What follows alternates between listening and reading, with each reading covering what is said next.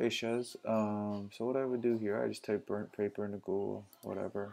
Um, Bring up images, because these are small, just go to search tools, size, large, and I mean it just depends on how much of the effect you want. I like how this one looks, so I'm going to use this one. See, and that's, I mean that should be pretty big.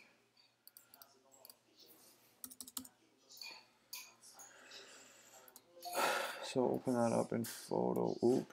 Shoot. I might have to relaunch. No, no. Open that up in Photoshop. And then I would take the original here, release the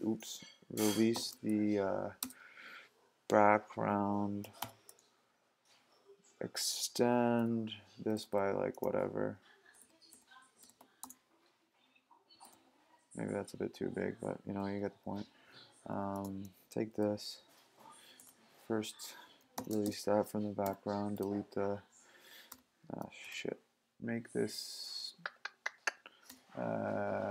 contiguous, delete the background from it here. I mean, you can go into finer detail after. I'll send you this Photoshop file. Select all, copy, paste, blow it up a bit. I mean, that should be good. Still not too bad. Move that layer to the back. Okay, and then this is where it gets complicated. I would maybe do overlay and see. No, see, this is where you're going to have to kind of mess around with it. Maybe multiply.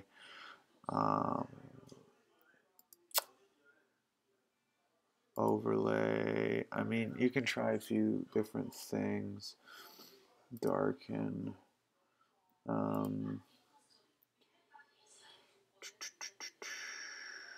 Lighten's not going to do it.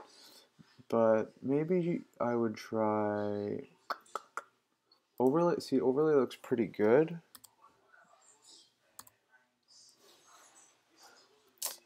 You know, you'll just have to sort of mess around with it a little bit. What I would actually do before that, though, is probably try and go in and delete the background, just with the what's it called? Not the one select, but the sort of brush select here.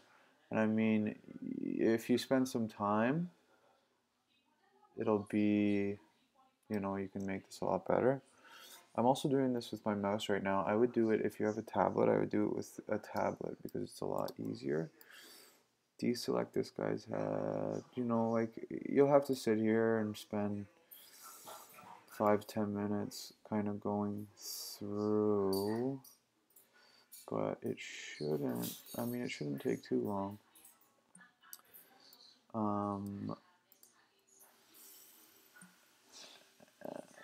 And I mean, this is almost good right here, but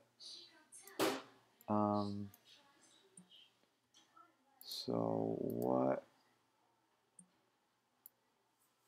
get rid of this guy's head, and then nope,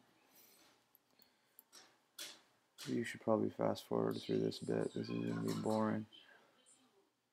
I mean, but you get the general idea. Just kind of slowly deselect and select stuff. I mean, you go in, you can get really detailed in how you choose to do that. I'm kind of just wasting time now. And then, you know, get his leg out. My computer is kind of going slow right now because I got the video recording software going. whatever. Anyways, you get the general idea. I would do that, and then maybe I would go Command Option R. I don't know where that is on a Mac. Probably Control Alt, but it's also up here. Refine Edge. Okay. Sorry, I have some old settings on this. Bring the feathering down. So I mean, you can feather it out a little bit. You know, you don't really want to shift your edge probably too much. Shifting edge just changes where the edge is. You can feather it a little bit so it's a bit softer and they blend into the background more. And there's also a thing you can do where if you really want to get detailed, you can kind of paint in here and it'll pick up like little wisps of hair and stuff like that with Refine Edge. But anyways, you do that, it'll adjust how that edge is selected. And then you can either, well, you can either just delete that, or what I would do, just to keep the original, would be to invert the selection, which is Control Shift I, or up here, inverse, and then I would duplicate that area. So then I have the original, the new selection. I would just quickly erase all this stuff.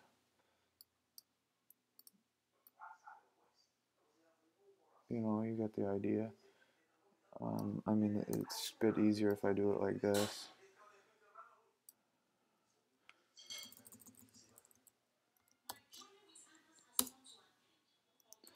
Okay. You know, and you can touch stuff up after, you know, go in there, erase all that shit. And then what I would do would be, I would try to colorize this. So I would go to Image, Adjustments, Hue, Saturation, Colorize. And then I would try to match the hue underneath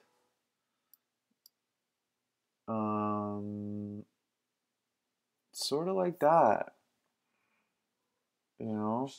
And I mean, you could even keep the background of the other one and then like blend the edges by either using the smudge tool, maybe not the best choice actually, maybe the mixer brush tool. I don't know, you sort of have to tinker around, but I think that looks, I mean, it looks better than nothing. And then to make it look like it's actually sitting on top of the paper, definitely use some sort of blend mode, whether it be multiply, maybe overlay. I don't know, maybe not overlay. Here's, you know, this is more of like you have to sit down, spend some time. I mean, it might even be a good idea to just kind of experiment, just mess around with it in here, and then, you know, once you're kind of happy with something, you could, if you press Control and then click on the thumbnail, you could go refine edge a little bit, bring the edge in, feather it a bit, go okay. I mean, and then you could do maybe a, you know, invert the selection. Maybe do Gaussian blur to kind of integrate it more. I mean, this isn't perfect, right? I wouldn't do it like this. I would, you know, deselect some of his head just so, but I mean, I'm just trying to give you an idea of the general kind of what I'm trying to do. But I'll send you this file as is so you can kind of see what I was doing a little bit. But I think that's a good start, and hopefully you can take it from there. Good luck.